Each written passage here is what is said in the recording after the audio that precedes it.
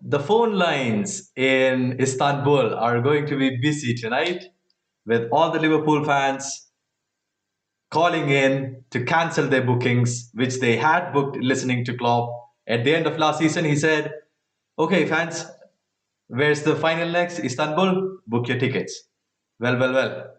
It didn't go according to plan for them, and it did go to plan for us in a scoreline that reminded eerily close to the UCL final from last time. Thumping win last time, great win this time, and with that, welcome back, Hala Madrid.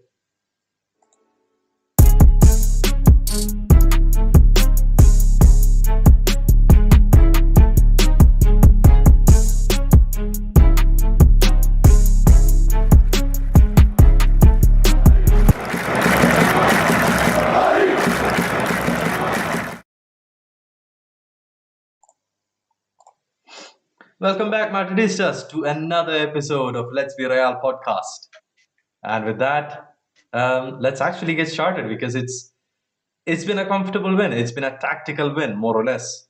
Other than anything else, I was kind of nervous for the game yesterday. I was telling Sunaid yesterday, and he told me, "Don't be nervous today. Be nervous tomorrow." And the good thing for both of us is that none of it actually mattered. Tactically, I think we kept our shape and everything.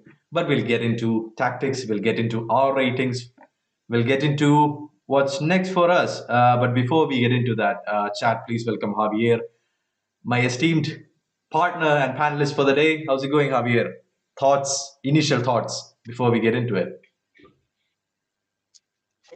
Like you said, Jadu, all good. I mean, a very comfortable result, a very comfortable game. Uh, it seems for the first 20 to 25 minutes that Real Madrid needed to win, but after that, they said like, okay, is Liverpool not gonna do nothing? I'm not gonna do nothing as well, and the game could easily be over 45 minutes and it wouldn't change a bit. So glad for the result and glad for another year, another victory over Liverpool. So That's actually, yeah, that echoes a yeah, lot of people. sentiments. Yeah, another year, another victory over Liverpool. I mean, it makes sense. In the grand scheme of things, it's just another match. But with this, we are through to the next stage in the UCL campaign. So great things coming up. Just looking at the chat, we have Dennis the Great saying, Vamos, a la Madrid, Dennis, and welcome back. Hope you're having an enjoyable rest of your day or evening, whatever it is. Uh, and Sunaid is also there. Sunaid says, hotel booking merchants, to which I agree. My condolences to booking.com and whatever other sites they used. And yeah, man, it's one of those things. It's funny in retrospect. Uh, then again, it's funny even now. But yeah, Javier, you said that it didn't look like we wanted to try after the first 20 minutes. Was there actually a drop off in the way that we attacked, or was it more tactical from Carlo, or is it not enough tactically from Carlo because we played our starters all the way up until the 80th minute? Uh, just a quick word as to what you think our first half tactics were like before we get into the second half. Okay, so my my, my whole train of ideas is this. I think Carlo expected that Liverpool is gonna go full power in the first minutes, right? Mhm. So he said to them, "Hey, they cannot push you if you push first. So Real Madrid push, push, push, and then the whole team, and he realized like we don't need to push because they're not creating anything. They are not pushing back. So why we need to risk if there's nothing that the other team is making? So uh, uh, I think Carleto expected a few punches of Liverpool, Hmm. and when he saw that Liverpool was toothless, he said like, okay, if that the game you want to play, I can play this game better. And I was thinking like this same starting lineup for us is the same against all the draws in the past few weeks. I Hmm. was just thinking like we play exactly with these guys if we want to draw. So today that we can even lose by two or three, if you have this lineup, it was the perfect lineup for a result that, Hmm. like I said, it would be so often than not that this game would end in a draw, because Hmm. unfortunately for us, this lineup, it's almost a certainty that a draw with 0-0 on the score. Hmm. We lock it up with Thibaut and the defense, Yeah. but we are so powerless in the attack. So when you have a knockout stages like this, and you already have an advantage of 3 goals, and the other team is not pushing you, is the dream for like a catenaccio. And we didn't play like we needed to win because we didn't need to win. I don't know if that makes sense. That actually does make a lot of sense because, as you said, in the first 20 minutes, we were playing with more intensity because I think yeah, as you said, we expected a lot more intensity from Liverpool. We were expecting their, I don't know what they call it nowadays, but their full intensity team should have been on display, which is, I think, what Carlo expected. And that's why for the first 20 minutes, it felt like we were behind on goals and we wanted more and more. We just wanted it more. I think just Sunay just mentioned it in in the chat. Liverpool looked like they gave up 3 weeks ago.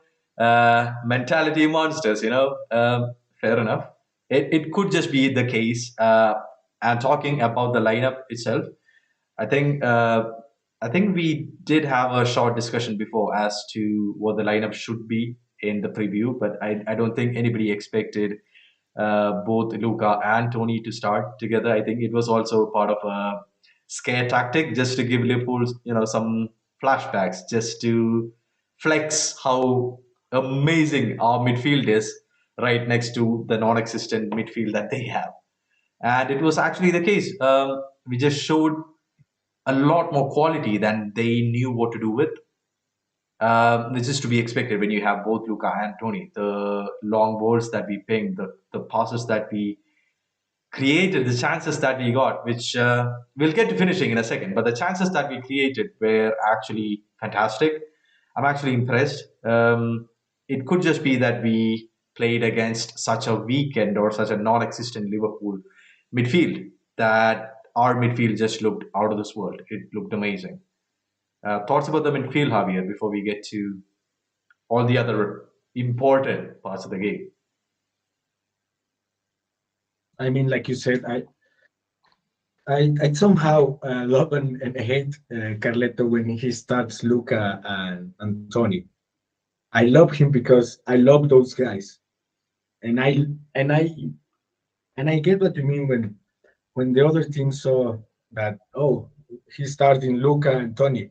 Those two guys have, I think, more wins in the Champions League that probably 80% of the teams of the history of Champions League. Those two guys are. I would love to see the record of Real Madrid when those two guys start.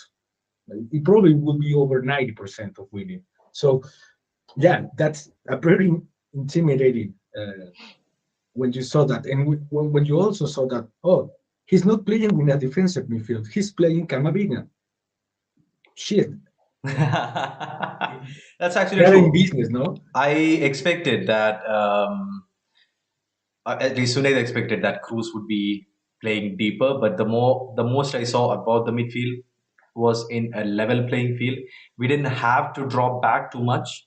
Um, the clear, I mean, at least the weaknesses that we had were covered by our other players, and yeah, Tony didn't have to do as much. Kamavinga actually stepped up to the CDM role and allowing both Luca and Tony to play as the pivot as I wanted to, which worked out fantastic for my predictions. Just a side note. Yeah, Luca and Tony, the veterans who there has been a lot of rumors that they might be hanging up their boots at the end of the season. Their contract extension talks are getting more and more complicated, more and more towards the end, uh, or it looks like that they're nearing the end of their contracts. I think Javier just lost his internet connection. But yeah, man, all of the things that I saw from Luca and Tony were just vintage Luca and Tony moments. The crosses, the switch of play from Tony, the slowing of the game down, absolutely fantastic. And Luca with the short passes and the passes to the inside of the box, amazing, absolutely amazing. Yeah, thoughts about Luca and Tony as ever, Javier. Anything else you want to add? Anything else I'm missing? No, no, I think the that's a perfect reason. I mean, I expect both of them to renew. I Mhm. expect both of them to be crucial for the next season, maybe 2 seasons for Tony. Mm. Like because I expect something for them that is not common.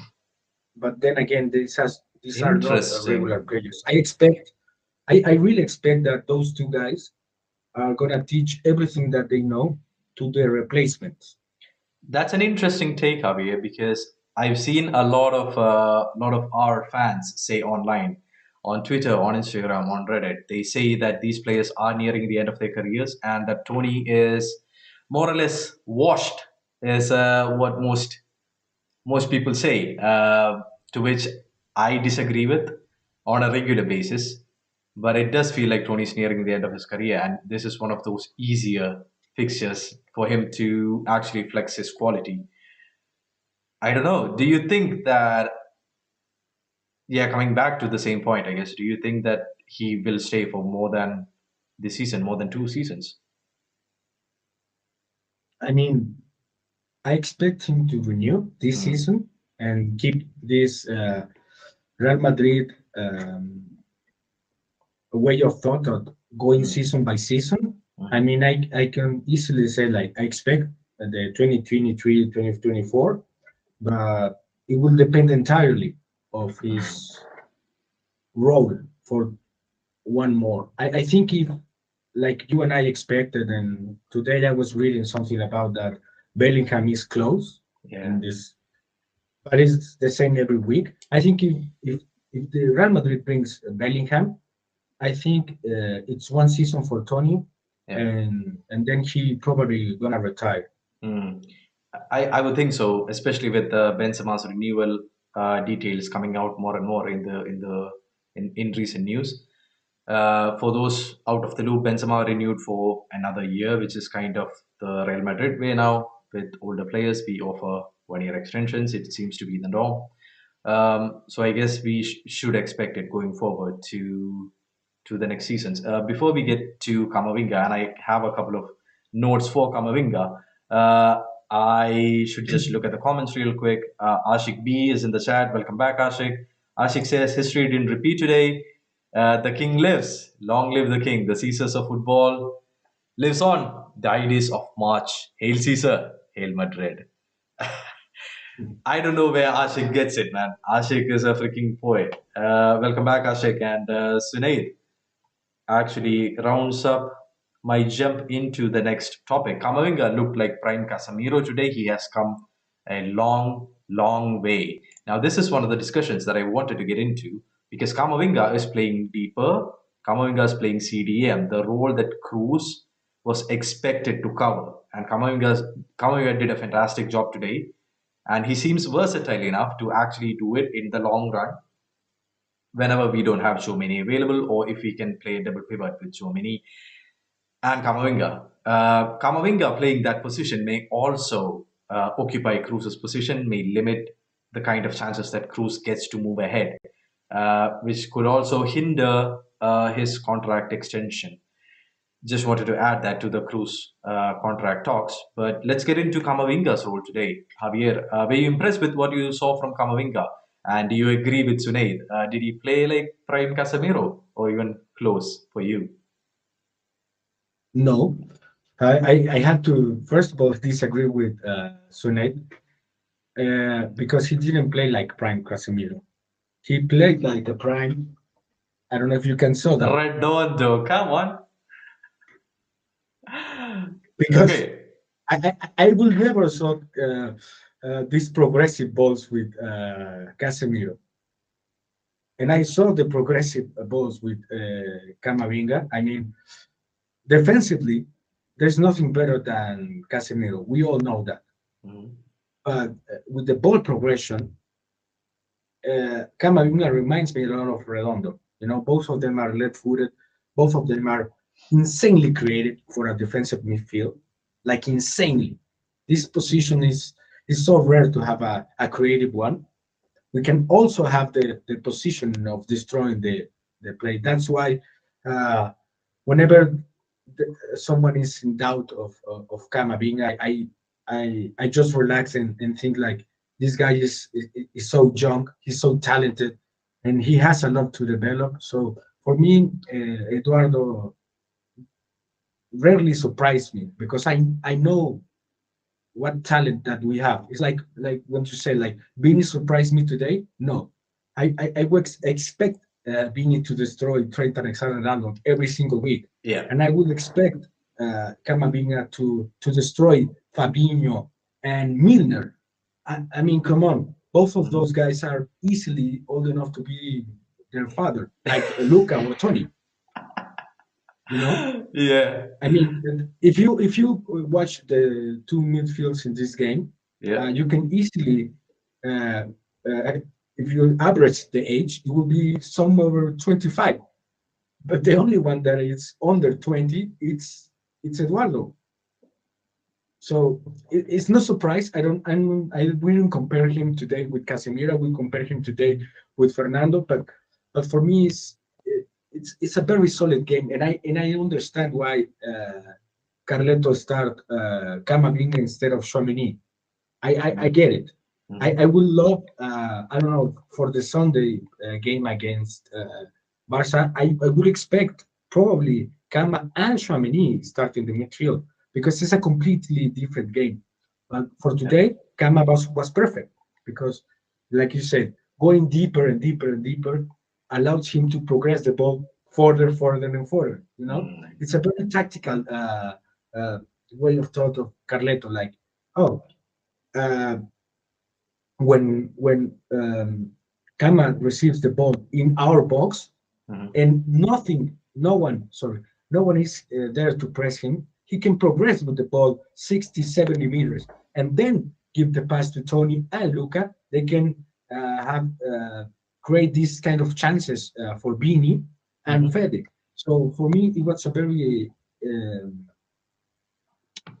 brilliant way to resolve the problem for Carleto.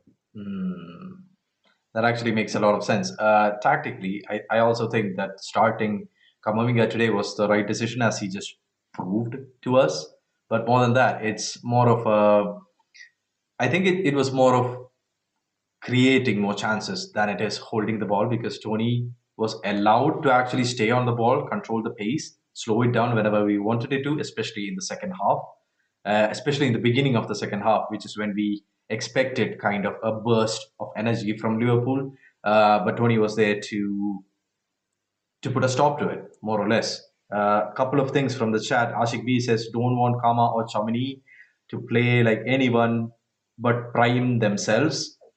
That's a valid sentiment, Ashik. That's actually well put. A better summary than what we just said. Sunay says, what Javier Casemiro was underrated in that aspect. I think he means ball progression. come on, people have short memories. I mean, completely different players. Camavinga, not a CDM. Casemiro, on the other hand, born to play CDM. Different players, different in their creative aspects. No shitting on Casemiro. Nobody's gonna do that.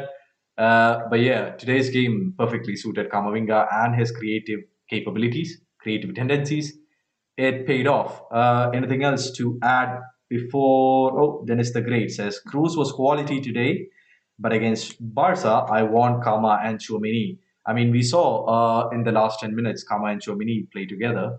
Um, Anything to add there, Javier? Kama and Chouameni together. I mean, I think we all expect great things from that partnership for many more years to come. In the 10 minutes that we saw today, was there anything that stood out to you? I guess also No, with Ceballos playing I there. have to agree. I have to agree. If you ask me, I would start probably uh, on Sunday. But this is just my opinion. I know that this is not going to happen. Yeah. But I will start Chouameni, Camavinga, Fede, and Luca on Sunday, Mm. and Vini and Rodrigo, Oh, and bench definitely. Benzema. Yeah. I know that it's Looks not going like to it. Yeah. happen. Yeah. We'll get it. We'll get to the attack in just about a second. But with the midfield, I guess that's all there is to do. Yeah. Benjik Benzema. What a crazy concept it would have been. Did it look crazy today? Or should Benzema have been taken off after 50 minutes? Thoughts, I Javier? mean, Benzema. We saw the. It's so rare that Benzema have two consistent good games. It's a shame for us because we're in March, and Mm. and this situation is not gonna happen anytime soon, like as it seems. I don't know if he's injured and or if he's gonna be fit for Sunday. I will think so. Mm. But today, like you said it in the chat, this Benzema misses so many chances. I was watching the game with my wife, and I said like a few times like he needs to go to the ball, no wait for the Yeah. ball to go to him. Like Mm. two or three, like in the first half, I mean, the pass for Tony was behind him. It's not his fault. But I think two crosses for Bini were perfect crosses. And Prime Benzema will go to the ball and cross it the other way. Yeah. I think one is against Arnold and one against, I think it's Van Dijk. But I mean, Prime Benzema will score those two easily.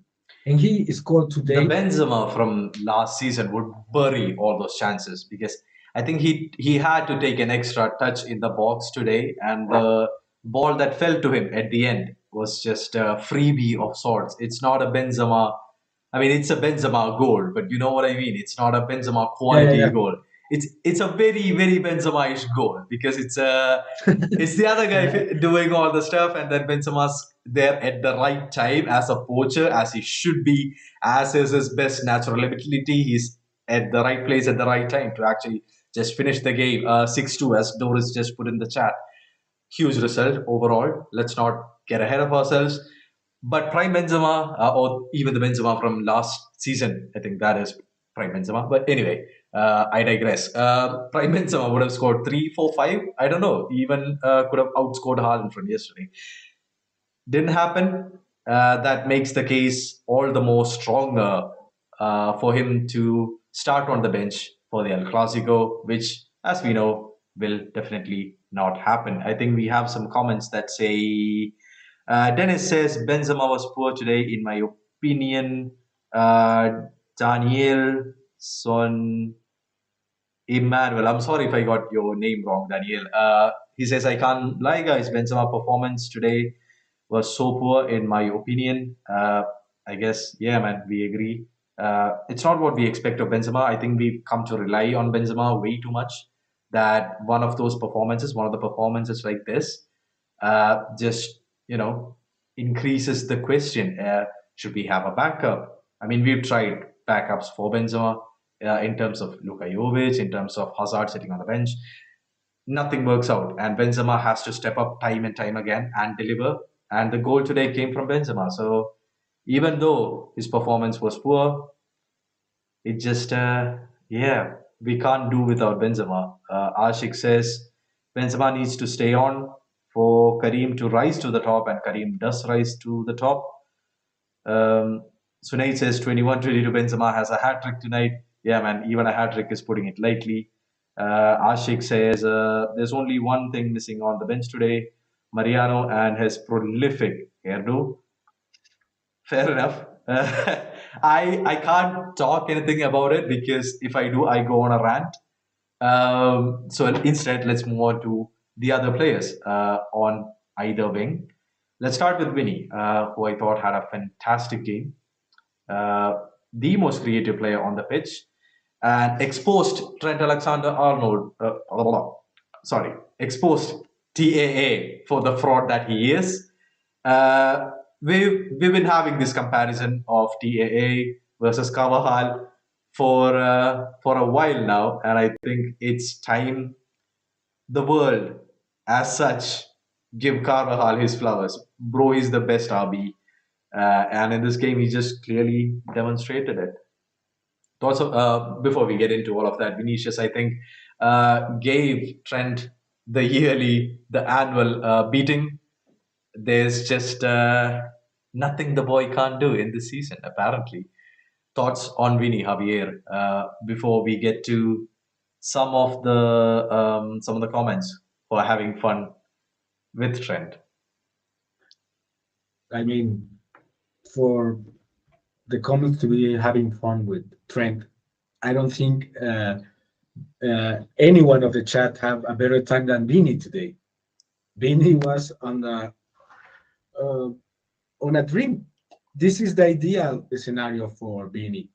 A right back that don't destroy him with kicks Yeah. and tends to move forward so much that allows him to have the whole wing by himself and expect that Konate. But don't get me wrong, Konate was brilliant today. I mean, if today was Joe Gomez was again, I think Vini will score 3 goals because Konate is faster than Gomez, Yeah. and that that coverage by Gomez push Vini to give the pass, and he brings so many passes to Benzema. But if was today a Joe Gomez, I think Vini would easily go in the box and destroy Allison. Mhm. But I mean, like you said, like we said earlier, like I don't get surprised by Vini anymore, and in a good way, you know. I expect brilliance of him because I know how brilliant he can be. I I didn't see today anything that wows me, but it's not in a derogative way. Don't get at me in the chat, especially you, Sunay. There's no one that loves more Beanie than I. But for me, this is now the new normal for Beanie. You know, last season Beanie uh, uh, said to the entire world, this is my true form. So this kind of exhibitions for Beanie is now what I expect. Is is this his ceiling? I don't think so. But today I don't saw this supernova that I know that he can perfectly have. Like Beanie is a superstar, like insanely superstar. Like like yesterday Haaland, sorry, yesterday Haaland have this supernova Mhm. performance. Today was a very good performance by Beanie. So creative, so creative. I mean, we all know that we all kind of have come to rely on Vinny to be the creative outlet for the team, and it has been happening consistently. It's a good thing to see. It's also kind of predictable to see, which is something that we will face problems with going forward. But for today's game, Vinny exceptional. I think it's also even under Zidane, the Vinny performance against Liverpool is still one for the books because that's one of the performances after which Zidane came and said, "This is the Vinny that we expect. this is the Vinny that will play for us in the next coming seasons. He was completely right. Praise Zidane yet again, yet again. I think he scored 2 goals, and that was one of his standout performances from a couple of seasons ago. And right now, this has become routine for him. The Liverpool flank has become much more open to him. But before we move forward, I mean, credit to Allison for stopping Vinny's shot in the first 20 minutes, I want to say. It was a pretty good chance. Vinny took it effortlessly, and Allison just got in the way. Allison was a menace all the way up until Benzema scored it. So props to him. We do give our respect where it's required, as does our club when we played You Never Walk Alone at the end of 90 minutes. A show of class, pure class from Real Madrid, and it's also something worth mentioning. So there, a couple of things about Vini and about that Vini versus Trent on the wings.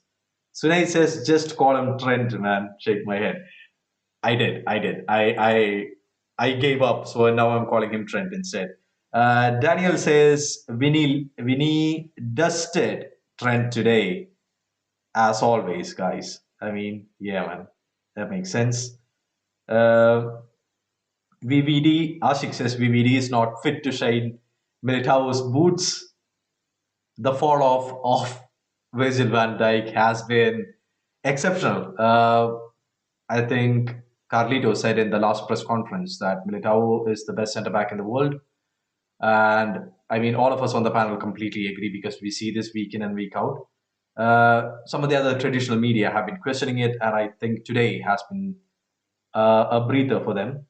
Sunaid also says Trent has a reputation for crosses. His cross completion today would be 5%.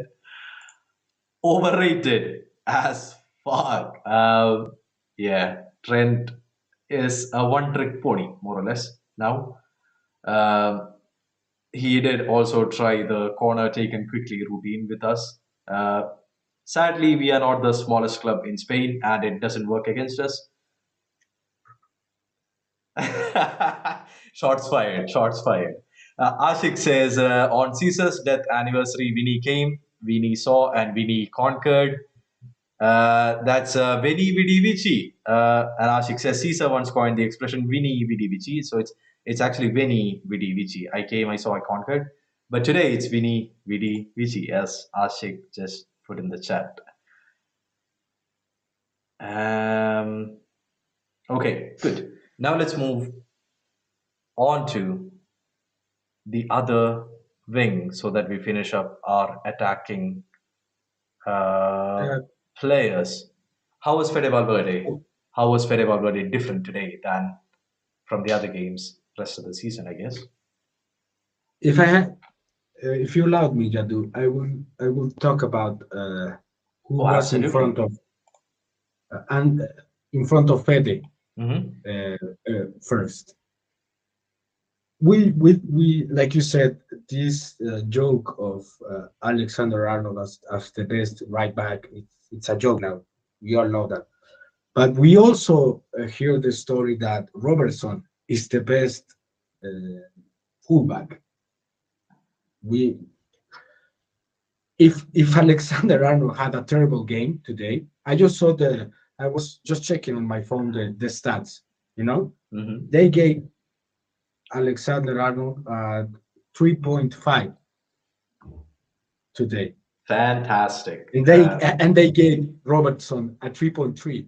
I was checking my phone because I I didn't knew that Robertson played today Exactly. I was just going to say, I didn't see him all game.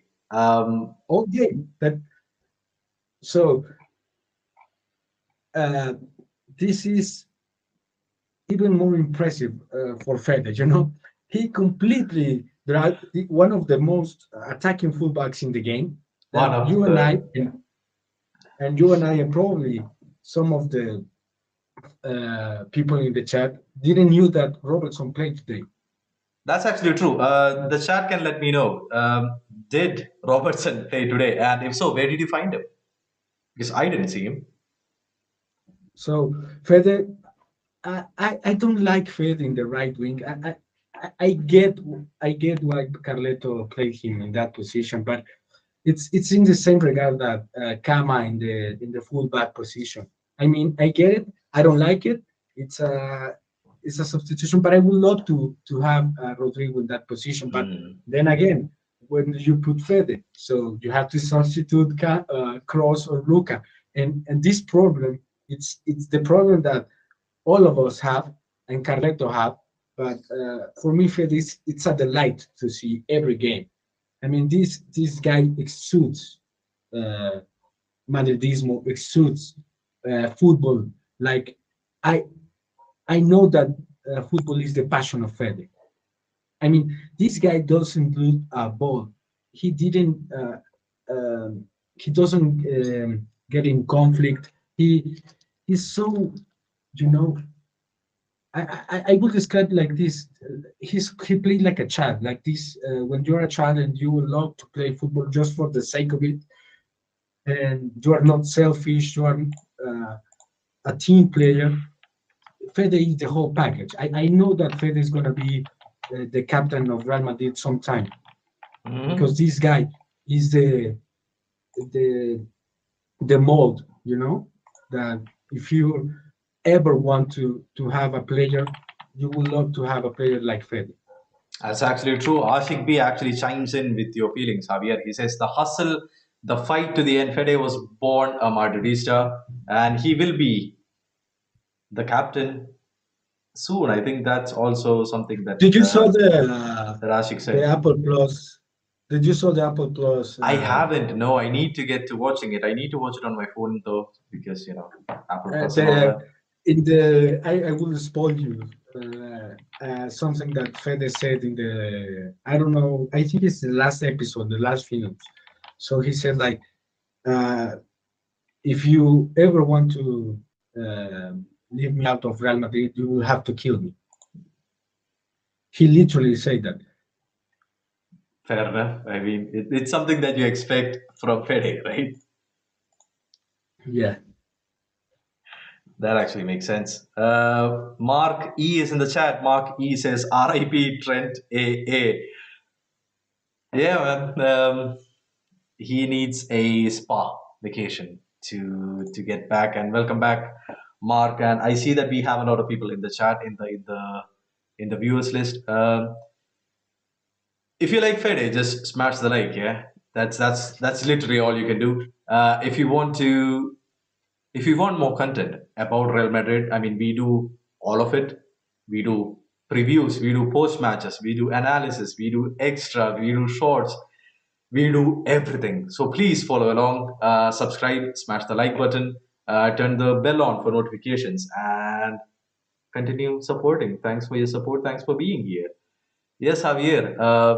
Rounding up the Fede discussion, I just want to say Fede also helped out a lot with Carvajal, who was exceptional today, and that's also something that we expect from Fede. Being the sprinter that he is, he's everywhere. But the right wing role suited Fede in today's game. What with making Robertson disappear, it's been pretty fantastic from Fede. He was also there providing cover, which is also just part of his game now, I guess. Just had to mention it before we move on to the defense.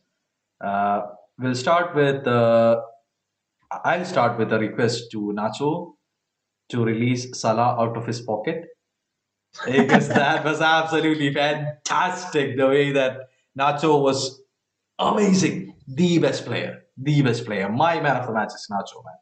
Yes, all of the threat that came in from that side nullified, disappeared into the pockets of Nacho. He was also up the field, uh, trying a couple of new things for Nacho. Also got into a couple of altercations, should have gone into a couple of fights. Some of the Liverpool players could have been booked. Couple of Liverpool players walking away without a yellow. I think there were like 18 tactical fouls or something, and just one yellow, and that yellow was to Klopp, which is a disgrace. Anyway, but we'll get into all of that. But Nacho, what a player, man! We keep recommending that Nacho is just fantastic and Nacho has to renew. Nacho is the natural, I don't know, the system where we had four captains. Nacho is just fantastic as the next captain in line. And yeah, I can't run out of words to talk about Nacho. So I'll hand it over to you. And in the meantime, I'll just run a couple of polls.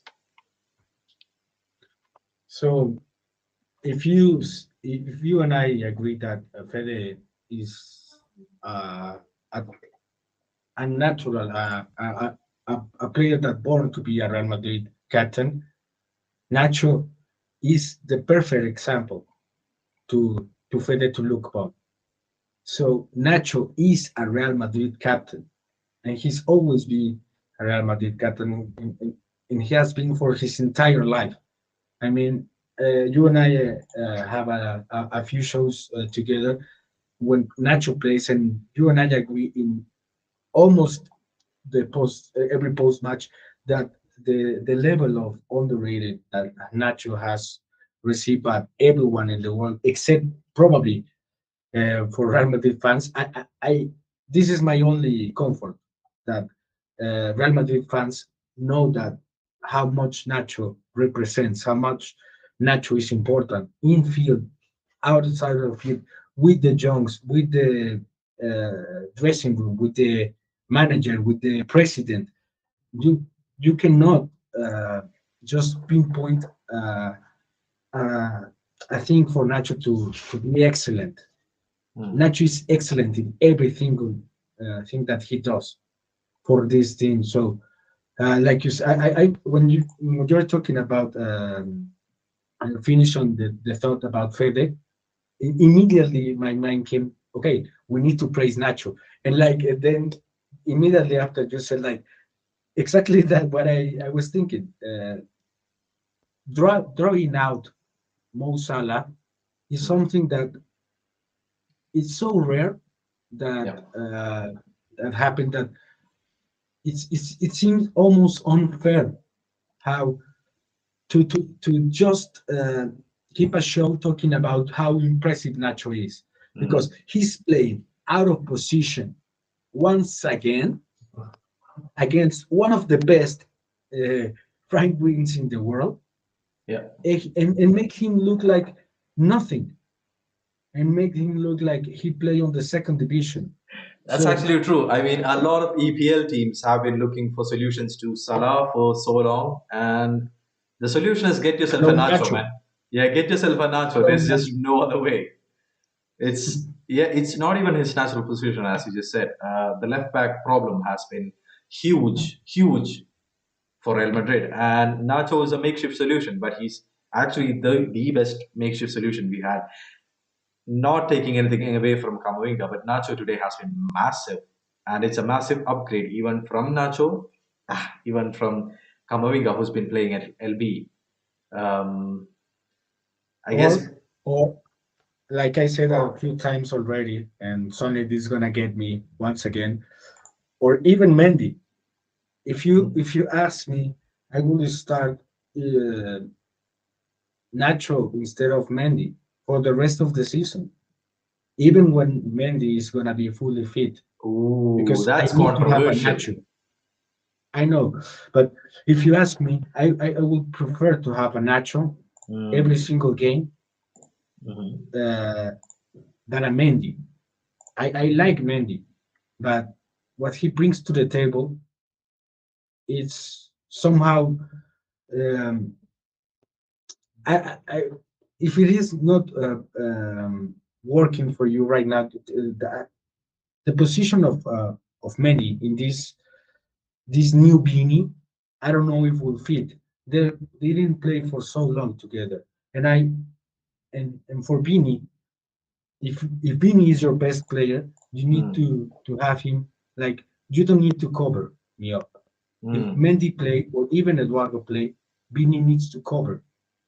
mm. So I would prefer having Nacho. And That's like we interesting. saw, I think Mendy's also on the mend and is coming back soon, hopefully. There's a poll running in the chat for anybody who's interested. Would you, if completely fit, would you prefer Mendy over Nacho, or would you keep playing Nacho as left back, even though? It's a heavily contested position. Nacho also deserves a start. That's true, but LB not his natural position. But do you think Nacho provides more cover than Mendy does? Let us know in the comments so that I can just highlight and talk about it. See if there's some points that we are missing. But yeah, Javier, the Nacho solution, the selection issues that we have, the selection headaches that we have, it's always good problems to have. And Nacho has been consistent. Nacho has been fantastic. He didn't get tested too much on pace today, which is something that I was kind of scared about. And the other thing I was scared about was the crosses from Trent, which, as Vinay said, got locked down pretty early in today's game, which brings me to the next man that we should talk about, who would have been Tony Cruz's national national team. How do you call this? Colleague. That's the word I'm looking for. We have to talk. In the absence of Alaba, Rudiger really did step up, and he delivered some of his, yeah, some of his traditional weird defending. His positioning was actually great. His head was in the game. He blocked a lot more crosses than I thought would have been possible. Solid from Rudiger. I mean, Rudiger is a wild card. You know, in the first minutes of the game, he almost gave it away a goal to Mo Salah uh, because he uh, didn't, position him well enough. It's Hmm. in a very dumb mistake, but it didn't go through. Yeah. So, but then he recovers himself and block every single ball that he came across, and like you say, in a weird uh, body position. This, Yeah. I mean, he It's position. He's very tall and didn't look. He tends to attack with both feet, and like like this early 60s and 70s defender. He didn't. He he's doesn't two defend footing like. the competition. He is two footing the competition. If it goes away by just a millimeter, then it's a foul. Then it's probably a card. But Rudiger has that, I don't know, that acumen, that proper positioning that allows him to get away with it. Ashik Yeah. just put in the chat. Rudiger was in the zone today, but he was pumped. Actually, true. I mean, he's used to playing against Liverpool. That could also be part of the reason. Uh, but then again, as you said, Rudiger is a wild card, but his partnership with Nacho is something that we talked about. His partnership with Militao is also something we will talk about. But Rudiger on his own, I think he had a solid game.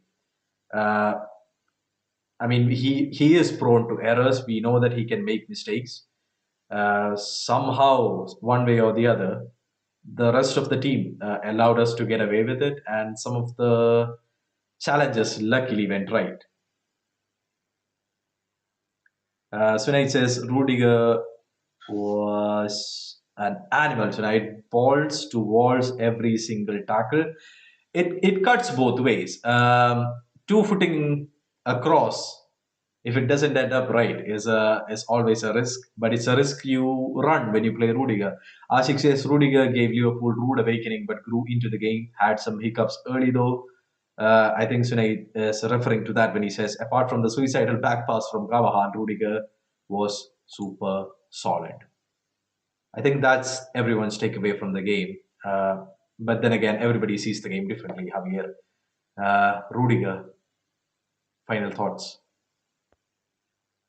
Uh, it's for him. It's a step to the right. Um, I mean, this is his first season. We need to to point that out. And he came to try to win his place Mm. between a partnership of uh, two of the best center backs in the world last season. Alaba and me, that was one of the best, if not the best partnership in the world last season. So it's for him, probably you will agree with me. It would start a little rough for him. A lot of dumb mistakes, a lot of bad judgment on what the play or the game need. Hmm. But one thing that we can almost every single minute we can rely on Rudiger's is his intensity, his willingness. So I mean, taking a step back in that, this um, how this aggressive thinking, I think Hmm. it's a step in the right way to him for him. So I mean, this game was a good game for him. I think Barca will provide a harder chance. Oh, definitely. Yeah, a bigger challenge So over the weekend. yeah, so expect that this will be a moral boost for him. But if you allow me, I will segue to the other center back. And for me and for you and everyone in the Real Madrid world, uh, we can only rely on one thing and one thing only: the defense. That we have Militao. Yeah. So we have Militao, and almost every single problem goes away. And I say almost because uh, we only have one position for sure in the entire defense. So, but this is the best center back in the world. So having Militao is a huge relief on everyone's shoulders. I said it in the chat, like right after he crosses the ball to Bini like 60 meters and almost came a goal for Benzema, and like two players before that he recovers for Darwin and destroys Diego Jota, and I think even Milner, and they came up. Gatko made a foul, so there's no way that anyone can stop a prime Militao, not even the best. I would love to see Militao against Haaland because that would be a proper uh, duel for me. Well, Once again, we have the draw coming up soon. I think I already saw some chatter in the chat about the team that they want to play next. Um, Ashik was saying that Real Madrid seems to shine against difficult teams and fold against easier ones. So he wants to not get Benfica and get a tougher team. Sunaid and Dennis say Chelsea would be amazing, and that we had the ultimate difficulty run last season. I think a lot of the commentators have already forgotten that that is the case. Uh, they're still talking as if we have the disadvantage when we are playing at home in the UCL, which is mad. Anyway, Dennis says he wants Chelsea. Yeah, man. But that's taking away from the Militao discussion.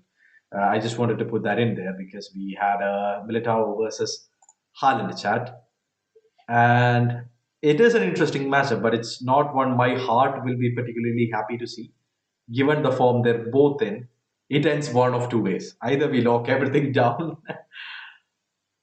or we struggle, which I hate to see so early in the campaign. Sunaid says Militao's trajectory throughout his career is a proper rags to riches story, and that he is irreplaceable. Yeah, man, like Javier just said, there's only one thing for sure in the Real Madrid team of today, and that's Militao being Militao, the best centre back in the world for me. Yeah, yeah, his takeaway from even his he scored the third goal last time in the first in the away game for us against Liverpool, right? I think so. He yeah, wasn't he the one that scored the goal? Yeah, man. He's doing everything in the 8-2 scoreline, as Doris put in the chat earlier. six 6 2. In the 6-2. should be late. But We should be in double digits by now, but that's another discussion altogether. Yeah, in the 6-2 score line, Militao contributed as well, which is he goes above and beyond to be the best centre back in the world. Let me just put it that way. I have Yeah, the same goals that Mo Salah in the past, I will say, 8 games between Real Madrid and Militao. Sorry, Real Madrid against Liverpool. I will say that Mo Salah and Militao have the same amount of goals. I So forgot who was looking for revenge for a second there. I thought Militao was the one looking for the revenge. I mean, anyway, hey, it is what it is. Ashik says Militao is a god amongst all the mortal defenders of the world. Uh, Ashik, I let you in on a secret. Javier actually put in the chat Militao equals God at one point during the game. And that is how much we agree to that statement. Yeah, man. Carlito said he's the best. Um, we proper agree. And that brings us to the last player, Courtois. Did he have a lot to do, Javier? What did you make of his game? uh, Courtois is, well, I will get repetitive on this, but forget me, chat. This is the two. I think that Courtois, in the same regard, like I said about Fede, Nacho, and Benzema, this is the elite players, the true superstars players. They they make the other team seem like there's no way we can win. Courtois is, if anyone in the world forget how Courtois is, or who Courtois is, sorry, just need to watch the Champions League final against Liverpool, and especially Liverpool players know who Thibaut Courtois. I will not think of anyone in the world having nightmares about Thibaut Courtois more than Liverpool players or Liverpool fans. And Mhm. today, the two or three possible chances in the first half were completely uh, out of the question, but great saves about Thibaut Courtois. The difference between a great goalkeeper and a world class goalkeeper is that a good goalkeeper would provide saves in the game, like Dibu Martinez or you name it. But the true great goalkeepers that only have one or two or three in every single game, but like we saw this, and we suffer for Ter Stegen this season, the two natural superstars, they save every single chance that they have, one or two or three or so. So for me, I mean, Courtois is, like I said about Vini, does surprise me, didn't surprise me, sorry, because I expect this Thibaut every single game. And once again, he left tears of suffering in Liverpool fans. We're sorry. I mean, what else we We do? are sorry, but I don't think Courtois is ever going to say those words. I'm sorry, I'm so good. Maybe he will. Yeah, man, I think Courtois had to make a couple major saves, but just to step up in terms of the Darwin Nunez threat, all the way up until the first 35 minutes or so, Nunez was looking quite threatening. Um, but then we had the answer in terms of Thibaut Courtois. We always seem to have the answer in the form of Thibaut Courtois. That man hinges all of our title hopes, all of our, I don't know, trophy hopes on his big, broad Belgian shoulders. And he always seems to have our back. Except for that one tiny, teeny mistake in the first leg, we've always been able to count on Courtois.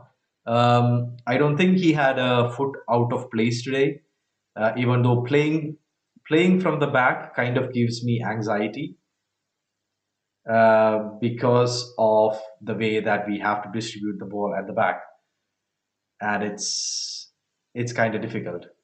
Which is actually the perfect segue to the player who rotates our ball when we are playing out from the back. Carvajal, who we haven't touched upon. Was it a vintage Carvajal performance, Javier, or was it a one-off against Liverpool? Somehow both, I would say. Uh, Carvajal, I think in this point in his career, I think Carvajal is only gonna play like this in this kind of games. Like you said, like he's not gonna be in this way in the season. He's not gonna play like this against, I don't know, Cadiz away I don't think in he the game. cares as much when we're playing Cadiz. He pulls out vintage That's performances when the going is that tough. It's and crazy. also when you have to earn your position, when you need to prove yourself. Hmm. Uh, Carvajal doesn't need to prove himself because he knows that Lucas Vasquez is a right wing somehow recovered by uh, as a back. Yeah, They know he knows that Lucas Vasquez is a Lucas solution Ozil doesn't come. that is actually perfect for the game. I mean, he's one of those players who have been gifted enough to play both, even the wing, the attacking position, and the right back with forward ball progression. But I don't think he's much of a threat to Carvajal in the RB position. But that's the He's case. not. Yeah. And Odriozola is basically non-existent. I mean, And Carvajal knows that Nacho in that position is the only somehow threat to him, mm, but it's not. So I mean he's like what 32. He's already a Real Madrid legend, Carvajal.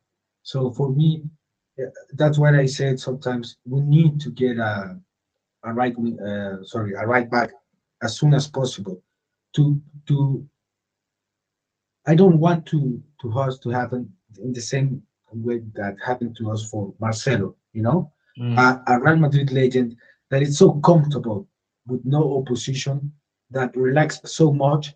Then when we bring a player to discuss the position, Marcelo, when we bring Mendy, was no longer fit to be competitive against Mendy. You mhm. know what I mean? Yeah. we we, we have this opportunity with Carvajal to bring someone to play for the position that allow us to have two great options, not one good and one washout legend. Mm, So I expect uh, Carvajal for the rest of the season to play like this. Only if you ask me the Champions League and against Barca, I wouldn't care because, like we said in La Liga, this is basically over for us unless we win on Sunday. But if you ask me, I prefer to have prime Carvajal for the Champions League games that, but they have five possible games left. Only five. If you ask me, five prime Carvajal or 10 somehow good Carvajal, oof. I would prefer five Yeah. Yeah. every 10. Yeah. A And vintage those, Carvajal performance would be absolutely fantastic, whatever game you're playing in. The quality of crosses, the switching of play, like everything. I think even there was one across the field cross to Winnie, who then ran with it. That's all. That's just one of Carvajal things, man. I completely agree. I mean, we need a right back option who is a regular starter for La Liga, and then Carvajal maybe has to take a rotation role. He is as important as ever to our ambitions, to the goals that we want to achieve. And he's been a landmark discovery in terms of our right backs. Carvajal is definitely up there for for the conversation for one of the best, if not the best, right backs for us and at the global stage in this decade. I mean, people always prop up TAA trend. It hasn't really worked out for him, has it? I mean, Carvajal is a different level. But yeah, talking about comparing players, there's some kind of a discussion going on in the chat. Ashik asks if you had a choice, Courtois or Casillas, based on reliability and quality, who would you take? And let you go first, Javier. But I Courtois would versus Casillas. choose in those two categories. I would choose Casillas. Hmm. Okay, interesting. In overall, I would probably choose Courtois, but in those two pointed Reliability categories, and quality. That's actually valid. Reliability and quality, if those were the uh, only factors, that's a difficult question, you know. San Iker, he says take the emotions out, but with San Iker, I cannot take the emotions out, if that makes sense. You yeah. need a leader in the back line. That has always been the case. Um, and San Iker was that for such a long time. An actual icon, somebody I looked up to when I was growing up. And all the things in the press were actually great, except for the stuff with Mourinho, which is less said the better. Uh, but yeah, San Iker, I would. But Courtois is making a case for himself in that discussion, isn't he? That's a good question, Yeah. Ashik. I personally, hmm, if it's purely as a short stopper, I would edge towards Courtois based on his abilities, based on his size. Decision making, I'd say Casillas probably much better, keeping a cooler head. Casillas probably much better. Uh, but then again, it also comes with that attitude and experience, isn't it? Courtois still has time to grow into. I know it's a it's not a valid point when you're talking about goalkeepers in their prime, in their age that they're in. But yeah, I think Courtois still has a lot of growing up to do, especially in the press.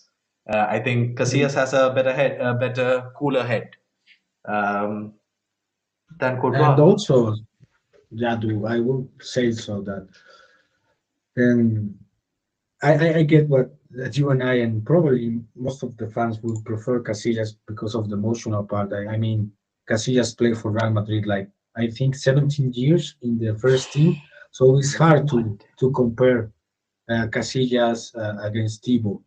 I will say probably an even uh, better comparison, if you ask me, would be Kalon or Thibaut in both of their prime. I would think is an easier uh, fight, Yeah, but the goalkeeper for the three Champions League in a row against Thibaut. I against mean, Prime lucky Thibaut. for us that we have. If lucky for us, we have three of the best goalkeepers in the world for the past 20, 25 years. So it's lucky for us that we have those three Yeah, because it's like you said, and we saw that in some um, uh, great teams, the difference that a good goalkeeper make. You know, like having Allison instead of Karius is a impressive improvement completely changed for the team. Completely changed the team dynamic. That's absolutely true. Yeah. The only thing is, I remember the only comparison that I can bring to the table at this point is the awful beginning season showing of Courtois. In the beginning, when he came from, I think we Chelsea. got him from Chelsea, right? Yeah, we got him from Chelsea. When we got him from Chelsea, his showing initially, all the fans revolted because he was replacing three-peat UCL winner, Kilo Navas, in goal. And all of his showing did not add up to the stuff that he said in the press. And for that reason, I still lean towards Casillas, man. And you Uh, can also remember that in that season, Zidane sometimes played Areola instead of Thibaut, That's because true. Yeah. I remember that Thibaut had a rough start in Yeah. his Real Madrid career. Yeah. But lucky for us, I mean, we had good options to compare him against. Our history has been rich with good goalkeepers. And now Uh, we have another star in the Castilla. If in the chat didn't know that we already have a son of a legend, not a Real Madrid legend, but a Spanish legend in Cañizares. Cañizares was a goalkeeper in the same era as uh, Iker, and so often was the first option for the national team. Uh, he came to the academy of Real Madrid, La Fábrica, and then moved on to Valencia, I think. But Cañizares' son is showing that he can be the potential replacement for Thibaut, if not for Looney. So mhm. That's once again, we're safe in the goalkeeper position. it's fantastic news to hear as ever. And just a tip for the people in the chat: the Juvenil A matches for Real Madrid are free to watch on the Real Madrid YouTube channel. If you ever want to, if you ever feel like tuning in, I think the matches are on Saturday, if I'm not mistaken. But it's free to watch on the Real Madrid YouTube channel. Couple of things in the chat. Ashik says, "Don't forget, every elderly Courtois wins is a knife being twisted in the hearts of the." I'm not going to read that. In the hearts of the smallest team in Madrid from Wanda. Yeah, man, they destroyed. I think they destroyed his plaque that bore his name uh, in the And they put Atletico rats. stadium, and they put rats, which just goes to show you, he's so deep in their fucking skulls that they can't even move forward with a plague there that bears his name. But hey, the people there are already idiots, and we won't. They gave first of all, Yadu, they gave a plague Yeah.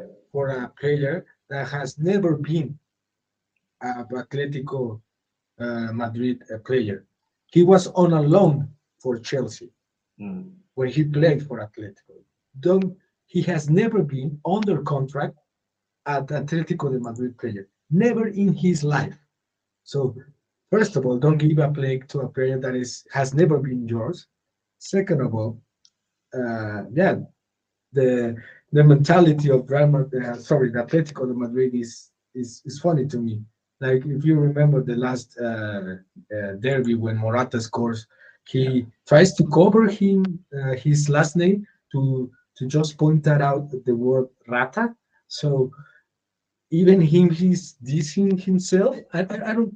I mean, we don't need to talk about Atletico anymore. We only talk about teams that play in the Champions League. Sorry, not even they they didn't even qualify for the Europa League. Shots fired. You know, in Champions League, the two teams advance to the knockout stages. The third team advanced to the Barcelona Europa League, and the fourth team goes home, and that's Atletico. So And go home they did. But yeah, man. I mean, looking forward to the next run of games. We have the biggest game of March, I'd like to say. I mean, after the first leg, it was always going to be that this is the biggest game in March. It's the El Clasico coming up on Sunday. Um, our recent run of form has been all over the place. At least it feels like, especially with problems finishing today. It has been worrying to see the kind of chances that we can create, but not the chances that we can put to bed. Today has been a case of missing a lot of sitters, missing a lot of chances that should have been goals, that would have been goals in other days, in other months, in other campaigns. It is honestly a little bit worrying, and I don't like being the pessimist. But can our attack find all the rhythm that it wants to? against a team that is in a rich vein of form, as Barcelona is. They are a win churning machine in La Liga. Our success, we haven't lost an El Clasico in La Liga in 22-23, as far as I can recall. Do you? That's one of the problems, right? I mean, El Clasico on its own as a standalone competition is weird. Football is weird. Football is a very, very, very tumultuous mistress. It can go in a variety of different ways. Even in our best form, even in El Clasicos, we always tend to fuck something up. And this time, the Barcelona that we're coming up against, they're entrenched in problems of their own in their legal department. They're busy, which we won't talk about because we might get sued by Barcelona. That's something that they put out officially. But they are on a better form in La Liga than we are. So then it's a question of what can happen. What are your predictions, Javier? What are your thoughts? How are you feeling going into this game? I think it's in Camp Nou. It's in 4 days, 3 days now. I mean, I expect, I like you said, this, this Barcelona is no joke. Mhm. We make fun of Barca in the legal department, but in the pitch, there's nothing to joke about them. Like I said, I probably Ter Stegen is probably gonna break the Zamora record.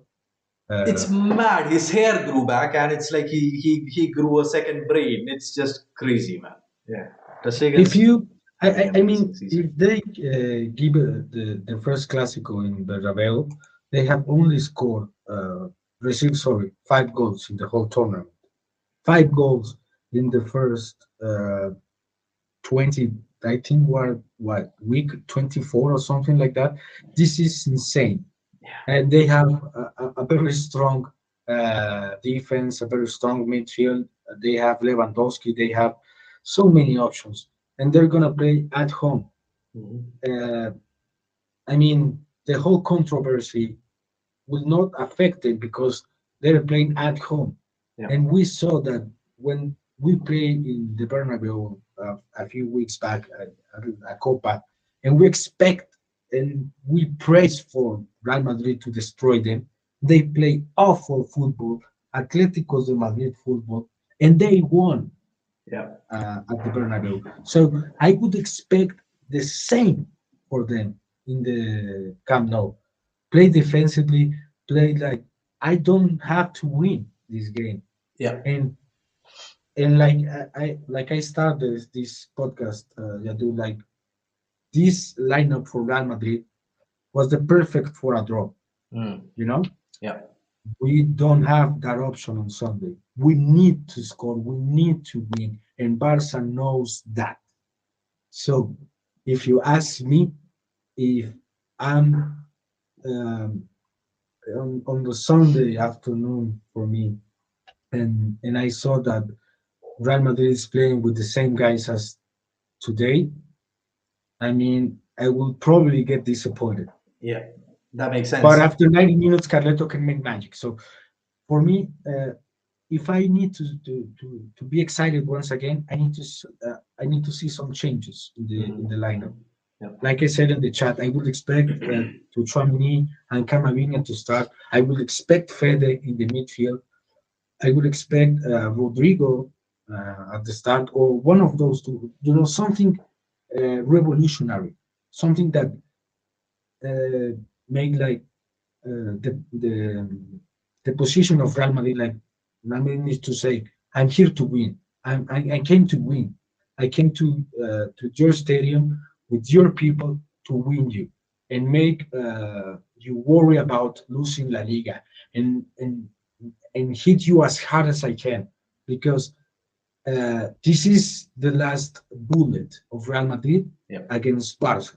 Yeah. If we don't win on Sunday, it's over La Liga and probably over in La Copa del Rey. Yeah. So having uh, Facts. we can like so relax on this game against Liverpool. Hmm. But don't get me wrong, the season is played on this Sunday. Like you said, the biggest game on March is probably the biggest game in the season at this point. It is. Winning against Barca is crucial to having options in La Liga, to having options in La Copa, and keep motivated the players in Champions League. Yeah. So this is crucial. If we don't win, I will say it's probably gonna be a season without titles. I will say so. Tough, tough, big call. I mean, I agree with almost everything.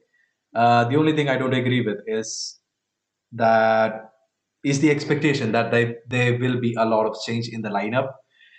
If we know Carlo enough, and I think we do, honestly, I don't expect too much to change. I do expect Rodrigo to start, and I hope more balls will be played out to Rodrigo than we've seen Vinny being played to, because it gets, let's just say, it gets repetitive. It gets something that the other teams can possibly guess, and we don't have the luxury of playing against somebody who's too attack minded for their own good, like we had against Trent today. We won't have that against Barcelona, with both Araujo as well as Ter Stegen having seasons of their life. So that, I mean, Araujo's probably the only centre back in the conversation with Militao at this point. Even if it's consistency, even if it's positioning, even if it's aerial threat, that's where But the competition is. Jadu, Araujo is so impressive that Xavi plays him in the right against Bini. You know, he outplays because that's how good Araujo is that he Yeah, puts him in the exactly, right. exactly. That's the thing. Yeah, man. It's a couple of, yeah. I'm just reading out the comments just to see what the general populace are thinking. Dennis the Great reminds us that it's funny, our record at the Camp Nou against Barcelona.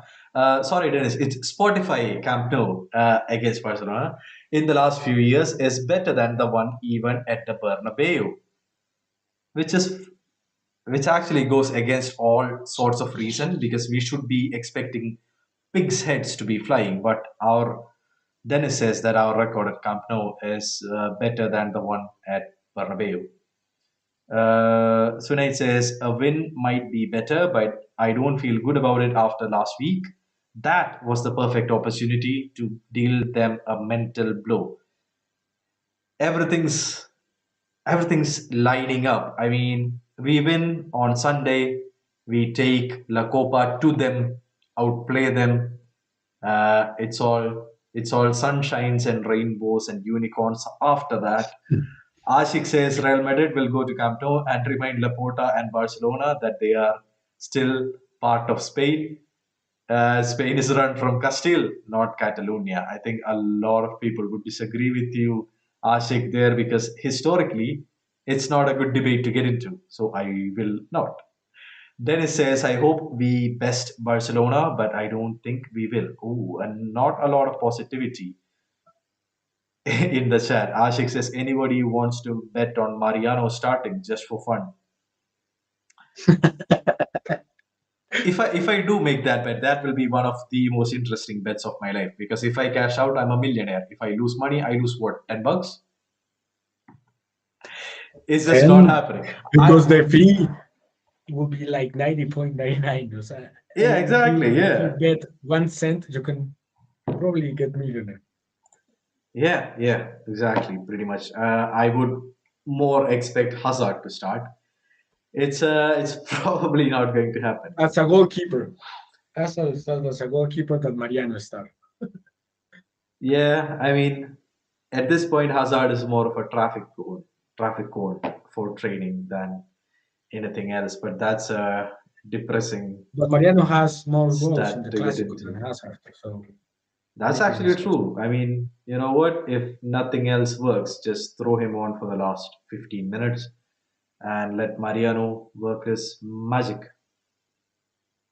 Yeah, but thoughts, I mean, I guess the feeling going into the Clasico for large portions of the fans is that it won't be easy. Comparing our form against theirs, they've been knocked out of major competitions, but they just find a way to win against us. It just hasn't been happening. And for us, they've always been the kryptonite, our biggest rivals, and Sunday will be an interesting matchup. And it's something that we look forward to with a bit of trepidation, with a lot of courage. It's exciting. Every El Clasico is exciting. It gets your blood boiling. It it's not easy to put into words what it means to win an El Clasico. It doesn't give us trophies usually, but a win is a win, and it's always a good thing. Couple of things from the comments before we move on. Oh yeah, in the poll that we ran, if fit, who do you play at left back? 40% of the people have picked Nacho, whereas 60% of the people have picked Mendy. So a natural left back is apparently the fans' choice against a makeshift left back who has been having a fantastic season. There are things to agree there. There are things to disagree there. Mendy, a lot of forward action, yes. A lot more creativity, yes. But a lot more defensive errors. He's prone to a lot more defensive errors. That's to be expected of an attacking fullback, if that makes any sense. If you ask me, that the pool, the 60-40 difference is it's an even more remark on the fact that we need a fullback, because if you have a fullback, a Hmm. true fullback, and he only gets 60% of the votes in a pool, and against in this position, I mean, it's more obvious than not that we need a fullback. That's No, actually true. I mean, it's having quite close. this 40% out, yeah. Yeah, it's actually quite close, which is kind of mad. Hmm. So to round up the Clásico on Sunday, Yadu, first of all, I will say to the chat, obviously we're gonna have a preview. Expect probably tomorrow or Friday to be announced on the YouTube channel. Um, like you said, the Clásico is always special for us, and I probably even more than any other classical. I think this is a classical for being for two. It can go perfect for Bini or really really bad, because we saw that every single stadium in La Liga and every single right back gets gets at him, by fouls and sometimes racial slurs. Uh, if any stadium in the world is gonna be hard for Bini in that regard, it's gonna be Spotify Camp Nou. So Bini needs to know that, and Carleto needs to know that, and they knew, and they know. Uh, they need to talk to him, and he needs to be in his own mind, doing what Bini does, what he did today, that what he can bring to the table, and don't get distracted by these other factors that are going to be there. The whole defense of Barcelona and the whole stadium know how threatening Vini is. So they're going to try to attack him for the very first time that his name is on the audio of the stadium. Not even his first ball. He's going to be booed in the first few steps for him in the pitch. So I truly expect a brilliant performance by Bini to shock them like Raul did 20 plus years ago. Uh, and this can go either perfect for Bini or really worse. I obviously prefer to him to have a wonderful game, to score a hat trick, to destroy everyone at Barca. So this is Vini's game, and it's good to be in Vini's hand as a Real Madrid fan at this point. You know, Yeah, completely agreed. It will be a Vinicius showing. The only question is if Barca has answers, and if so, where it comes from. Then again, I do also want to see a lot more changes because we are playing with an expected setup, an expected flow. We have one answer creatively, and it seems to be winning, and it will be a Vinicius showing. Um, just one last question about today's game, which I skipped earlier. Man of the match, Javier. Who are you thinking? Man of the match. Let's do this properly. We've just completed and knocked out Liverpool out of the UCL yet again. Who's your man of the match for today in the second leg? Hmm, I will say Nacho. Truly special performance. That's actually fantastic. It Yeah, makes sense. Yeah, I mean, to all the points that we talked about, Nacho, we've been propping him up. We're giving him his flowers, and it's about time that we do. Um, Absolutely who special was the player. official man of the match, Jadu? I'm not entirely sure because when I think it's Kamavinga, somebody in the chat can let me know if I'm wrong. If it is Kamavinga, it also does make a lot of sense because Kamavinga had a sensational showing, and he's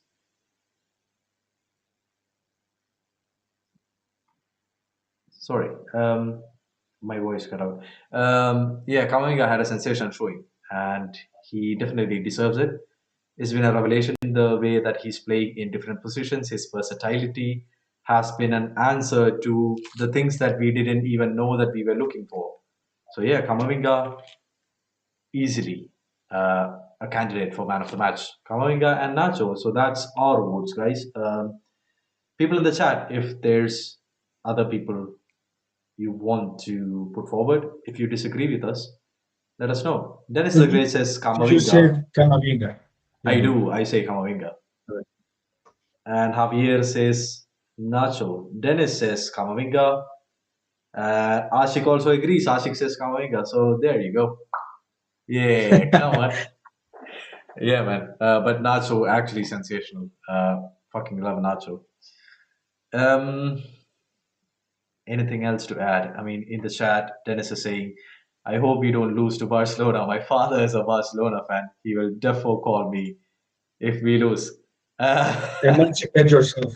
If your father is a Barcelona fan, emancipate yourself right now.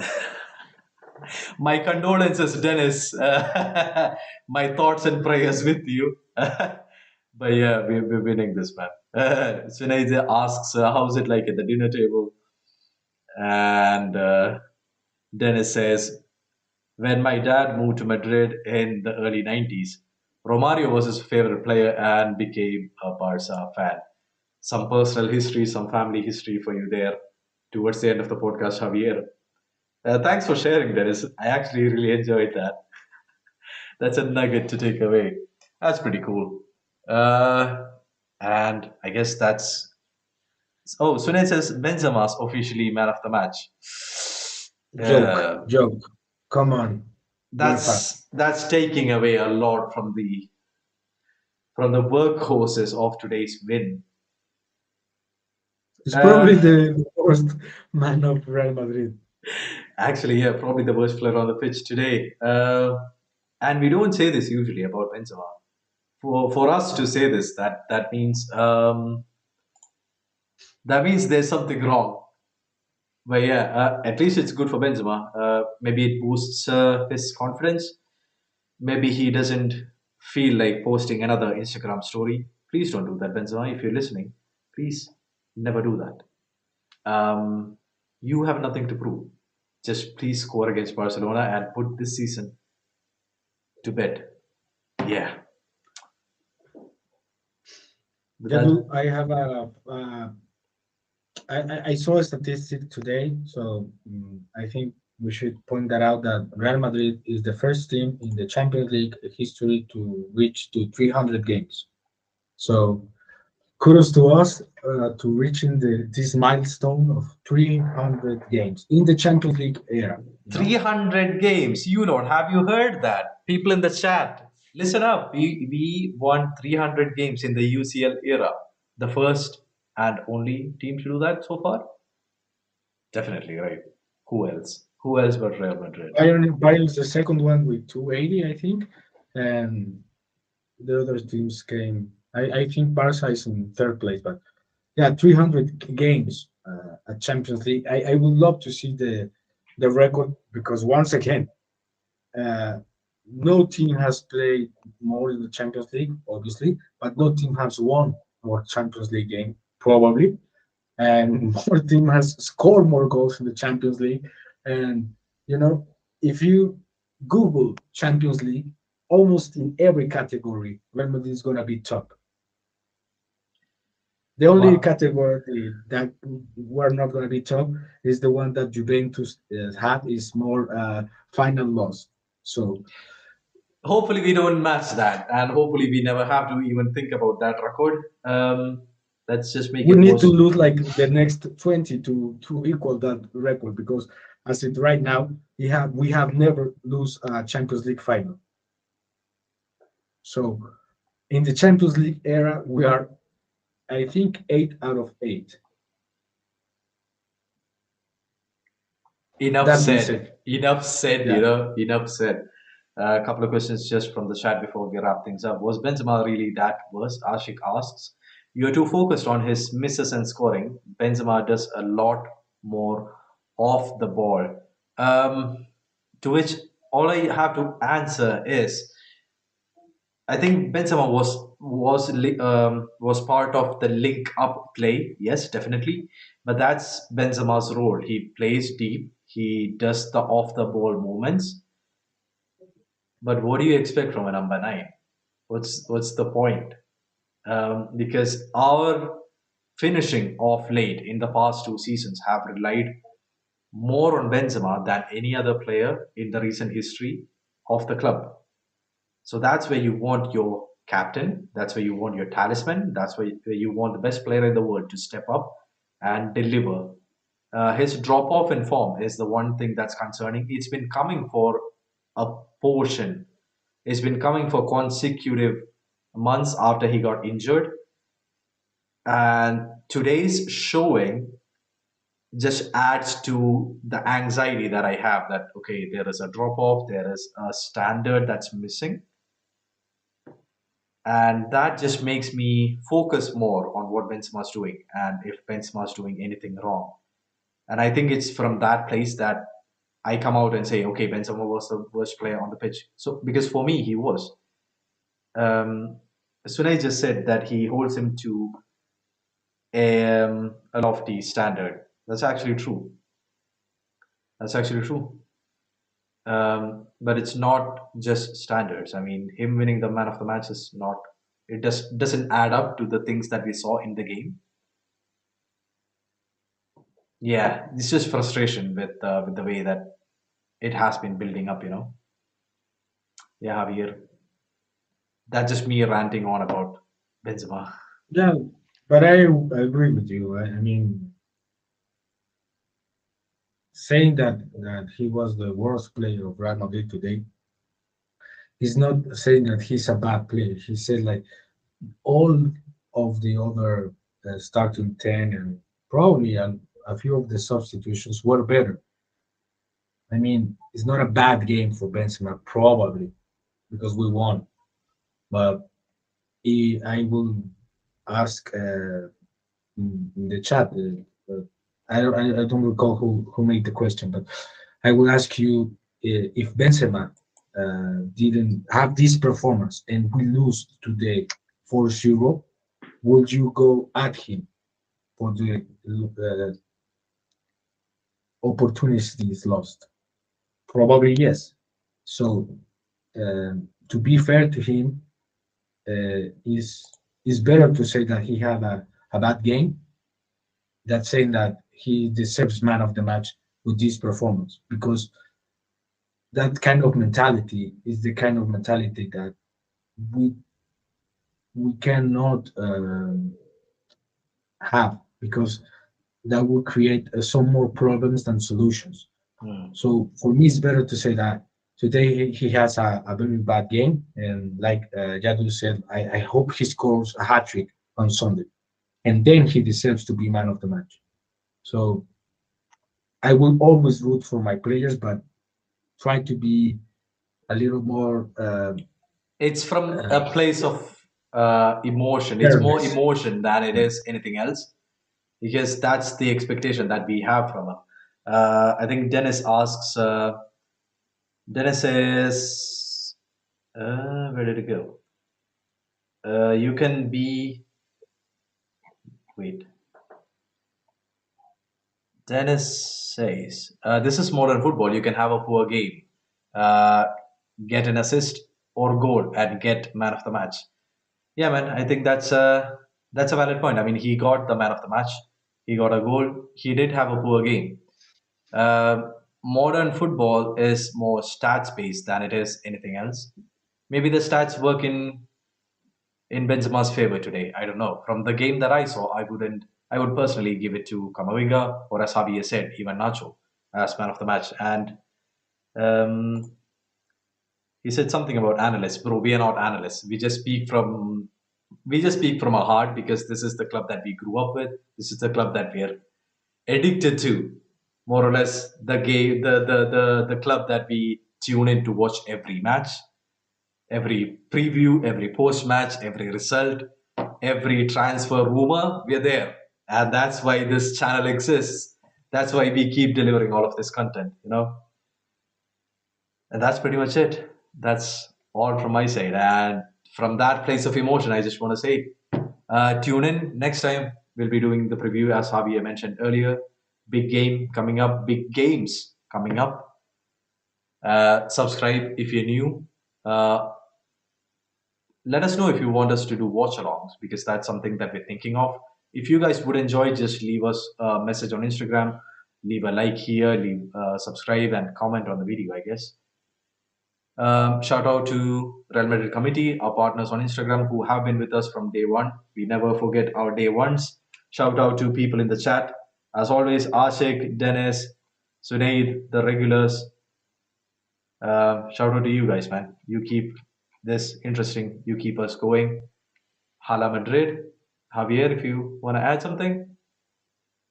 Yeah, just a wish more than anything else. Uh, 2-1 victory on Sunday. Two goals for Beanie. Come on. Come on. Let's fucking go. Hala Madrid, Let's go. guys. Ashik finally says the sweatshirt reference was at you. Yeah, man. My jerseys are in the washer. I have this though. So cheers and Hala Madrid. See you guys later. Bye bye.